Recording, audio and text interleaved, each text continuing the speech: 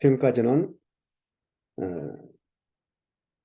욥의 세 친구들 엘리바스,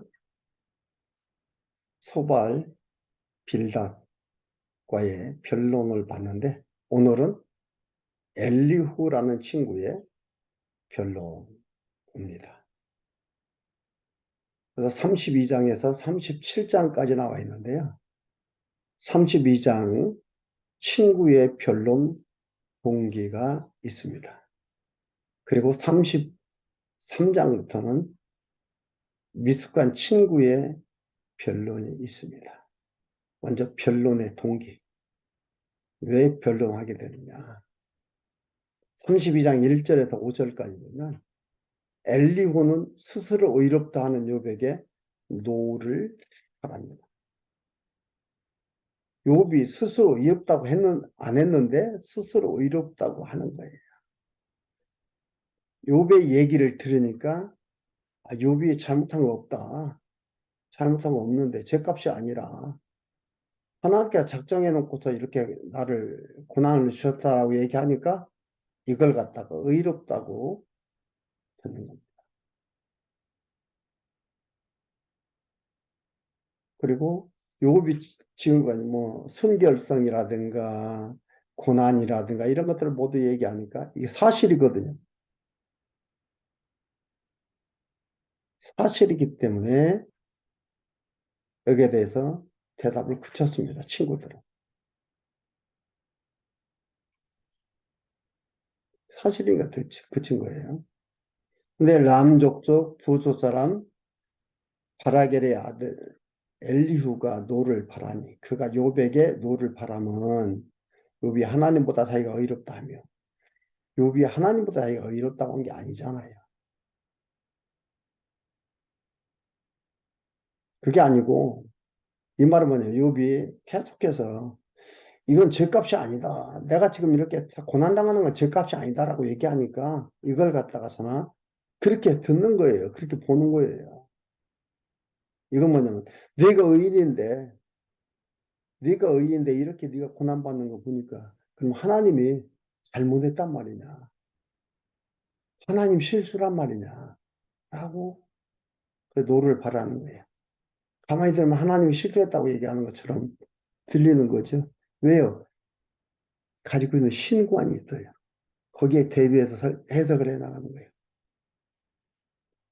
그리고 또 한 가지는 또 세 친구에게 노를 바라면 그들이 능히 대답지는 못하여도 욥을 정죄함이라. 그냥 힘으로 나이로 밀어붙이고 욥을 정죄하니까 대답지도 못하면서 설득하지도 않고 정확하게 답을 내놓지도 못하면서 죄인이라고 밀어붙이니까 이렇게 얘기하니까 욥은 죄인이 아니다 이 얘기하는 게 아니에요. 제가 공부해 보면은 똑같은 사상을 가지고서 욥 죄인이라고 밀어붙이는 거예요. 그 사람의 대답이 어종을 보고 노를 바랍니다. 6절에서 10절까지 보면 엘리후는 전능자가 충명을 주고 변론을 함을 변명합니다. 엘리후가 자기가 어디서 공부해가지고 자기가 어떻게 해서 어? 자기의 어떠한 음, 다른 거에 의해서 하는 것이 아니라 하나님께서 충명을 줘서 하는 거다 라고 얘기하는 겁니다. 부스 사람 바라겔의 아들 엘리후가 발언하여 가로되 나는 소년 연소하고 당신들의 연로함으로 이게 뭐냐면요 이 얘기가 나는 어리고 당신들 나이가 많다. 그래서 내가 좀 잠잠히 있었는데 이제는 말하지 않을 수가 없다. 답답해서 그 얘기예요. 그리고 노인은 지혜롭다. 이런 것들을 알고 배웠는데 안 그렇다 이 말이에요. 당신들 얘기한 건 지혜롭지 못하다 이 말이죠. 그 얘기를 하는 겁니다. 해가 오랜 자가 지혜를 가르칠 것이라 하였으나 사람의 속에는 심령이 있고 전능자의 기운이 사람의 충명을 주시나니 대인이라고 지혜로운 것이 아니에요. 노인이라고 지혜로운 것도 아니다. 하나님이 주시는 것에 따라서 충명을 갖기도 하고 충명을 갖지 못하기도 하고 지혜롭기도 하고 지혜롭지 못하기도 하다. 그러니까 다른 분들은 하나님 안 줬다 이 말이죠. 총명을 안 줘가지고 대답지도 못하고 지혜롭지도 못하다. 자기는 지혜롭다. 그 얘기를 하는 겁니다. 내가 한 말씀 하겠습니다. 11절에서 14절. 엘리후는 욥의 말을 못 꺾는 세 친구에 대해서 일책을 합니다. 내가 당신들의 말을 기다렸고 당신들이 할 말을 합당하도록 하여 보는 동안 그 변론에 내 귀를 기울였더니 자세히 들은 적 당신들 가운데 욥을 꺾고 그 말을 대답하는 자가 없도다. 형님도 욥에게 졌습니다. 이 말이에요.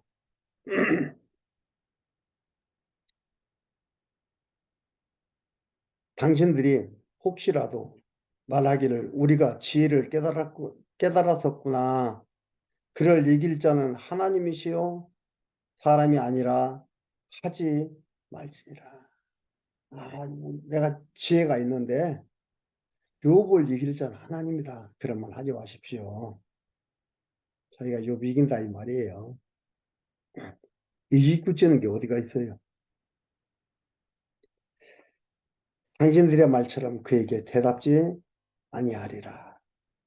15절에서 마지막 22절까지는 기다릴 수 없고 가슴이 터질 것 같아서 말을 변명한다 얘기합니다. 듣고 나니까 답답하니 가슴이 터질 것 같다 이 말이에요. 그래서 내가 말을 합니다. 그래도 제법 당당하나 엉터리예요. 30절에 보면 내가 말을 바라야 시원할 것이라. 내 입을 열어 대답하리라. 나는 결코 사람의 낯을 보지 아니하며 사람에게 아첨하지 아니하나니 이는 아첨할 줄 알지 못함이라. 만일 그리하면 나를 지으신 자가 속히 나를 취하시리로다. 제가 당당하죠? 자신 있어 보이죠? 멋지게 한번 토론할 것 같죠? 않습니다. 그렇지 않습니다. 예. 33장부터 36장 16절까지 미숙한 친구의 변론, 엘리후의 변론입니다. 첫 번째로 33장은 신권에 대해서 변론합니다. 엘리후의 신권에 대해서 변론을 합니다.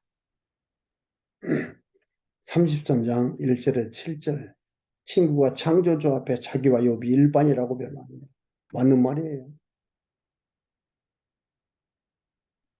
이 한 구절 맞다고 다 맞다고 얘기하면 안 됩니다. 신관이라는 건 대단히 중요합니다.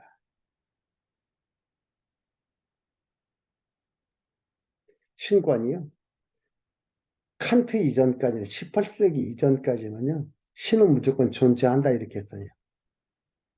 근데 칸트 이후에서부터 뭐예요? 신 봤냐? 이렇게 신 봤느냐? 칸트의 순수이전 비판이 나오고 이러면서부터 칸트가 신에 대한 회의를 느끼기 시작한 거죠. 사람들도 이제 신에 대한 학자들이나 이런 사람들이 신에 대한 회의를 느끼는 거 신 봤느냐? 그 19세기에는 결국 그렇게 하다가 19세기에는 니체 신은 죽었다가 20세기 아인슈타인은 불가지론인데요. 무신론이에요. 아인슈타인도 신은 죽었다라고 얘기하는 무신론이나 이런 거 똑같은 그런 자가 된 거예요.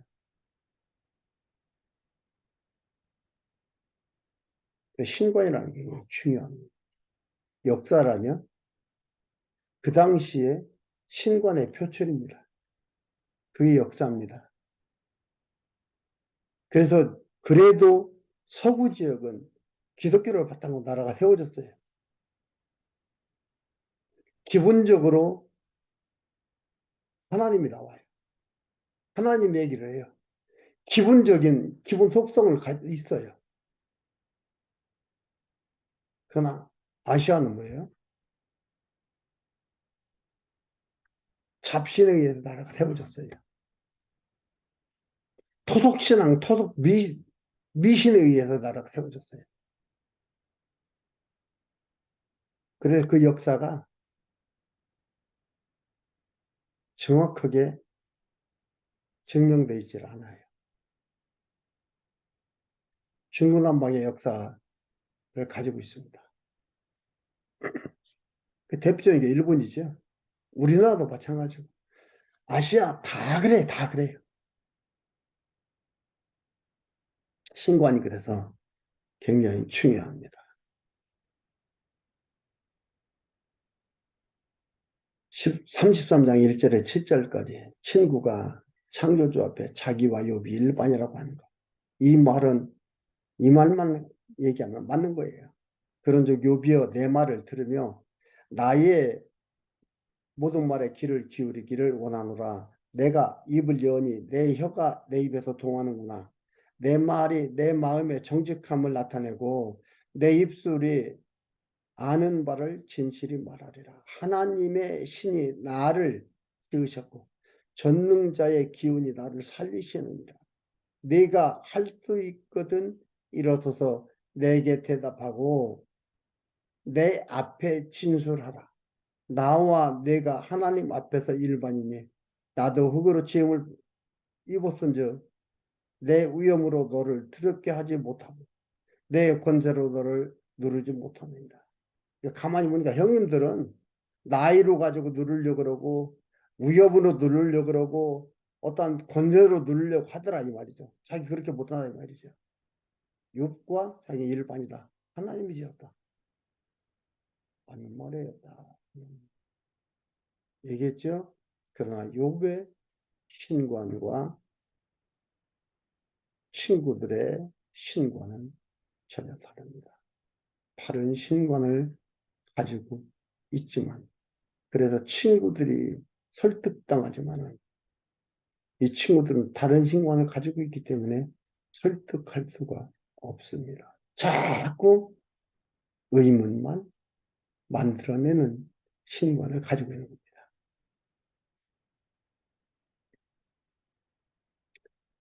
그리고 8절에서 12절까지 엘리후는 욥에게 하나님은 사람보다 더 큼을 변론합니다.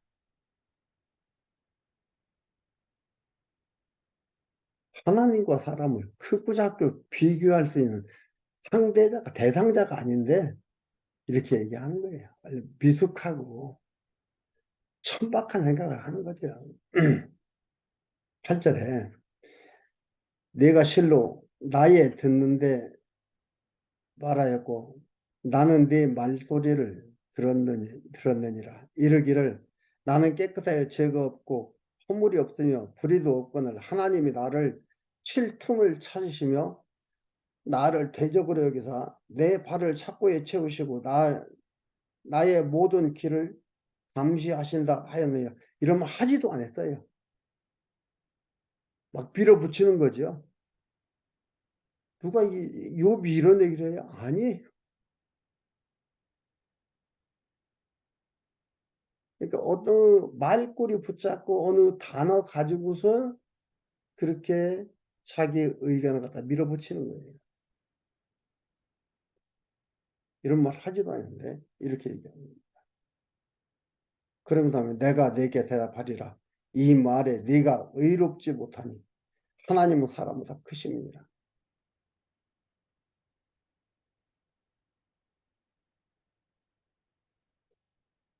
13절에서 18절 하나님은 교훈에서 멸망하지 않게 하는 것을 변호합니다.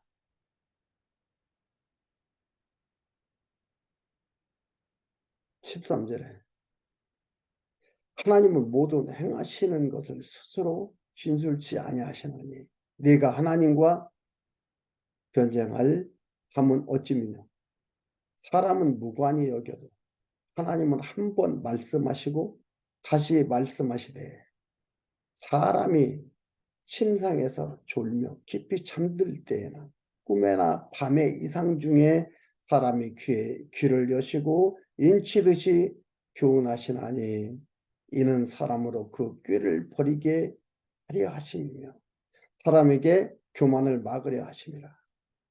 그는 사람의 손으로 구덩이에 빠지지 않게 하시며 그 생명으로 칼에 멸망치 않게 하십니다. 요부한테 결부시키지 않으면 맞는 말이에요.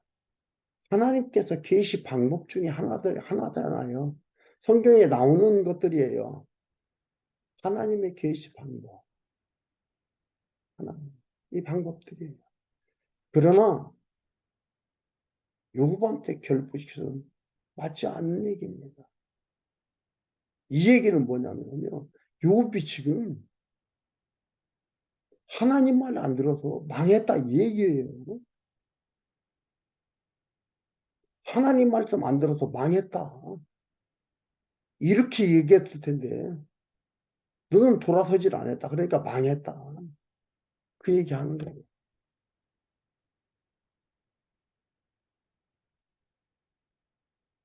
하나님 말씀을 보지만은 예민하게 봐야 됩니다. 샤프한 사고력을 가지고 봐야 됩니다. 대강대강 봐가지고는요, 이해하기 어렵습니다.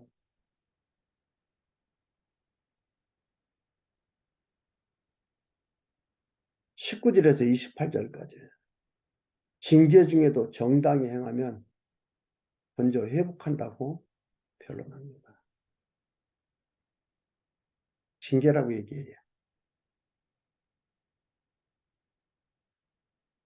욥이 잘못해서 징계다 이거예요. 근데 네가 돌아와야 예, 돌아오면 회복해준다.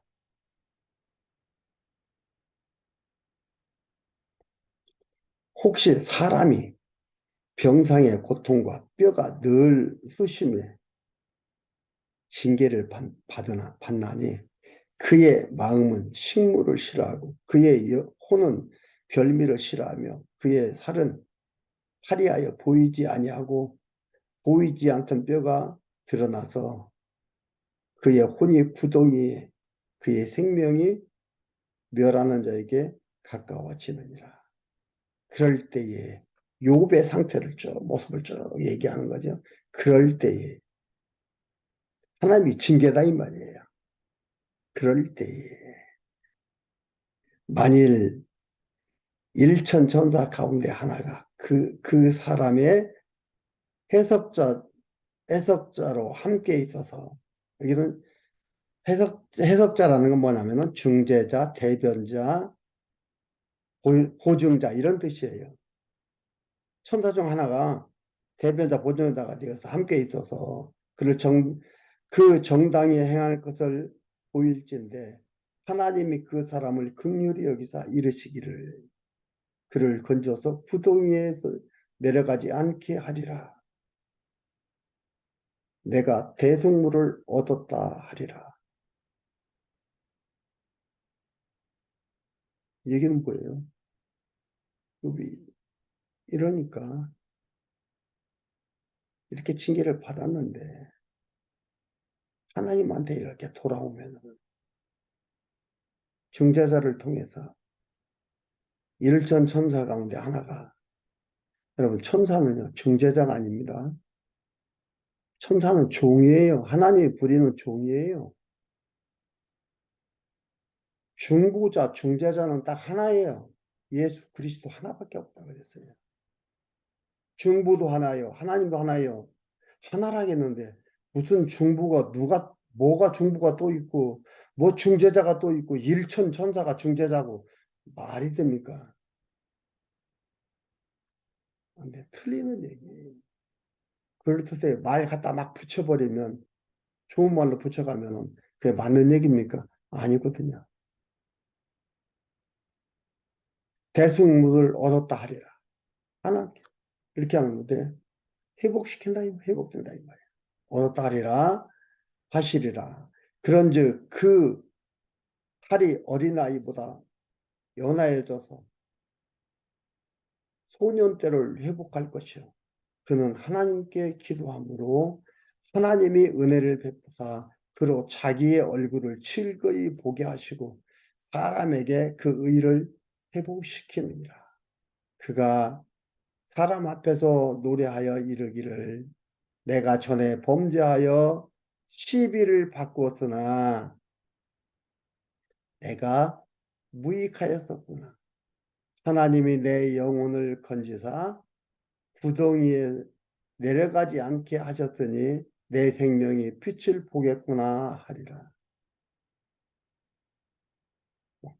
중간중간에 맞는 얘기가 있어요. 하나님이 이렇게 하시는 건 맞잖아요.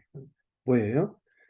전에 범죄하였으나 범죄하여 시비를 받고서는 범죄해가지고 이렇게 망했는데 내가 이렇게 하니까 내 생명을 하나님이 건져서 나를 이렇게 해줘. 맞는 얘기지요? 틀리는 얘기입니다. 욥한테 이런 얘기 할 게 아니에요. 죄의 대가가 아니라니까요.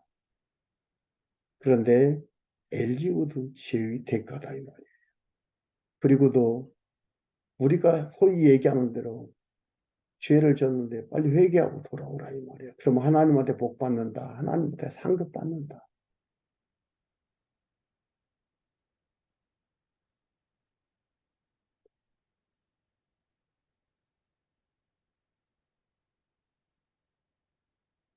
혼란스럽죠, 자꾸. 야, 지금까지 우리가 들어왔던 얘기인데, 설교 속에서 들어왔던 얘기인데, 그럼 아니단 말이냐?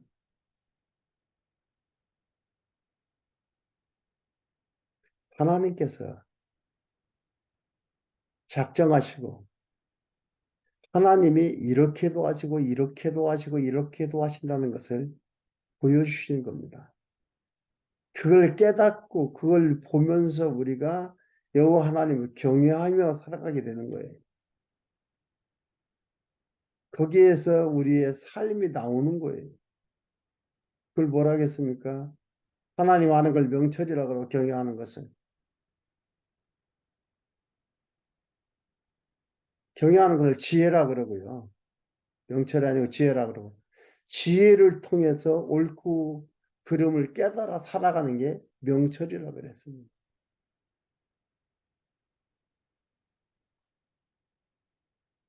마지막 29절에서 33절까지 엘리후는 욥에게 자기 말을 듣고 잠잠하라고 당부합니다.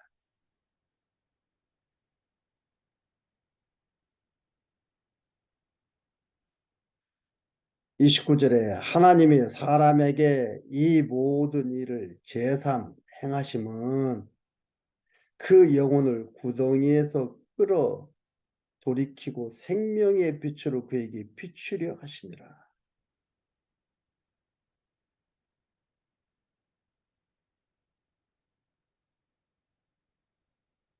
그러면 지금 고난 안 당하고 욥처럼 어려움 안 당하고 있는 이들은 그들은 지금 어디에요? 그렇지 않다는 거예요.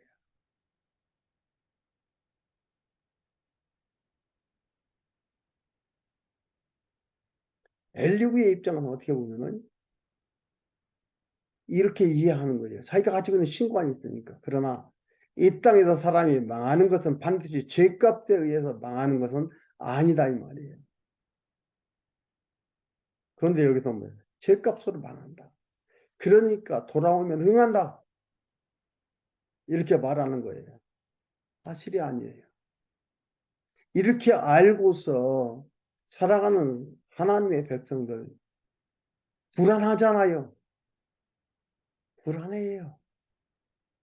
당당하고 자신만만한 게 아니고 불안해요. 내가 뭐 잘못했나? 내가 뭐 잘못했나? 나한테 고난이 올 때마다 불안한 거예요.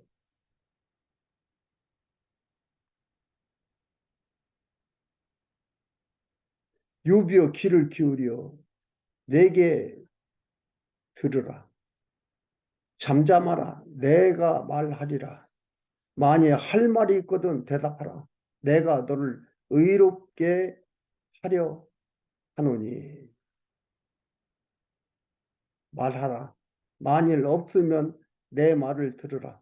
잠잠하라. 내가 지혜로 너를 가르치리라.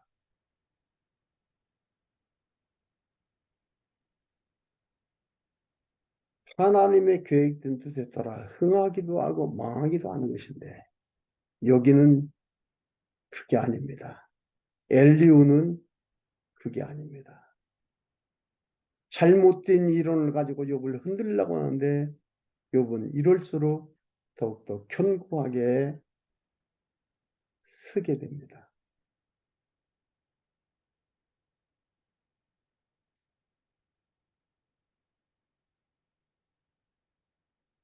신관이라는 게 이래서 중요합니다. 엘리후의 신관이나 그 이후 욥의 세 친구들의 신관이나 똑같습니다.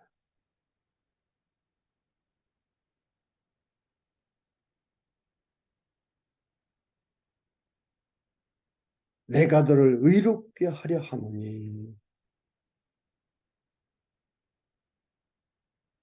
자기가 욥을 의롭게 한대요.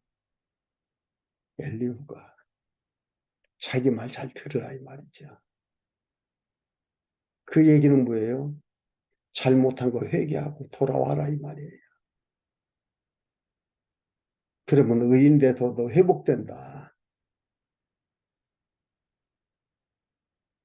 우리는 이런 사상을 가지고 이런 신관을 가지고 대부분이 이렇게 살아갑니다. 그러니까 예수 믿고 기독교인이라고 하는 사람들이 자신이 없어요. 당당함이 없어요.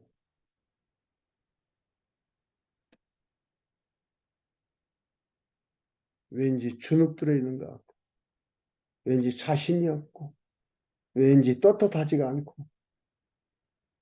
맨날 고개 숙이고, 교회만 오면 고개 숙이고, 눈물 흘리며 주의 용서해달라고 그렇게 해야만 되고, 그러고 나서 돌아가면 후련한 것 같고, 그러나 이 세상은 시원하고 후련함으로 그냥 살아가도록 놔두지 않는 환경입니다. 여러분, 욥의 친구들과 엘리후 이 네 명의 신관을 가지고 이 세상 살아가는데 너무너무 힘이 듭니다.